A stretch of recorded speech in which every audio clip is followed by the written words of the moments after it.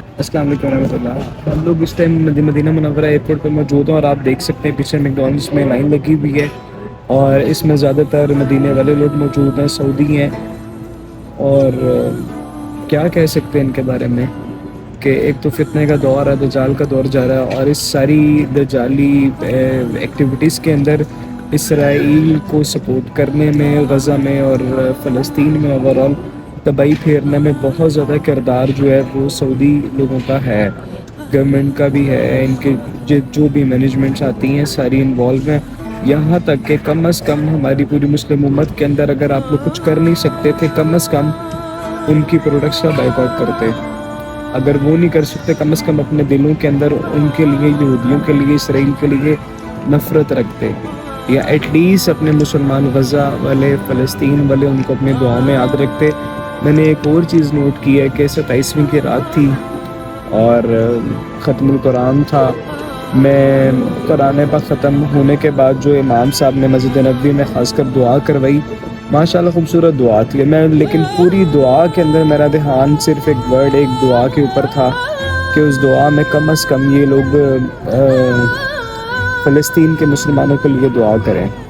لیکن آئی feel very bad, اس پوری دعا کے اندر میرا دھیان ادھر ادھر, مجھے نہیں پتا کیا دعا تھی وہ ساری, بس مجھے اتنا انتظار رہا اس دعا کے اندر کہ امام صاحب حرم کے, پوری امت موجود ہے, اتنے زیادہ لوگ مسلمان وہاں پہ موجود تھے, لیکن کسی کا دھیان غزہ کے ان بچوں پہ نہیں گیا, غزہ کے مسلمانوں پہ, ان عورتوں اور ماں اور بہنوں پہ نہیں گیا جو اس ٹائم سچویشن غزہ کے اندر پورے فلسطین میں ہوئی بھی ہے. مسجد اقصیٰ بھی ایک حرم ہے, جس طرح خانہ کعبہ اور مسجد نبوی, اسی طرح ہمارا حرم مسجد اقصیٰ بھی ہے.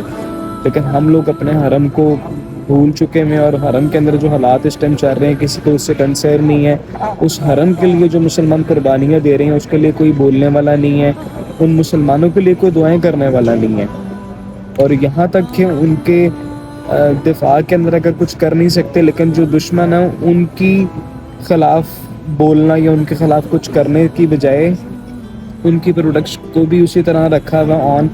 بلکہ میں نے نوٹ کیا مدینہ میں ادھر ایئرپورٹ پہ بھی, خاص کر جہاں پہ بھی میں نے وزٹ کیا, سعودی کہہ لیں کہ فاسٹ فوڈ کی شاپس بھی موجود ہے, ریسٹورینٹس بھی موجود ہے کھانے پینے, لیکن سب سے زیادہ رش میں نے ان پروڈکٹس پہ دیکھا, خاص کر میکڈونلڈس کے اوپر, جو کلیئرلی سب کو پتہ ہے, بچے کو پتہ ہے کہ یہ کافروں کی سپورٹڈ چلی جاتی ہے, اور ان کے کھانے پینے جتنے ہیں اس سب کی سپورٹ جو ہے وہ غزہ والے مسلمانوں بچوں کے خلاف یوز کی جاتا ہے سارا کچھ. تو مجھے شدید اس کے اوپر ایک تو دکھ بھی ہے, حیرانگی بھی ہے اور افسوس بھی ہے کہ مدینے والوں کا یہ حال ہے, سعودی کا یہ مطلب اتنے برے حالات کے میں ہماری پوری مسلم امت کا اتنا برا حال ہے. مجھے خوف آتا اس وقت سے کہ غزہ والا حال پوری مسلم امت کے اوپر اب آئے گا, اور yes it will happen coming time کے اندر. یو ول سی کہ سعودی عرب بھی اس سچویشن سے گزارا جائے گا. سعودی عرب ہے, جارڈن ہے, لبنان ہے, جتنی عرب کنٹریز ہیں لائن وائز ساری اس کے اندر آئیں گے, اور پاکستان بھی اس میں شامل ہوگا.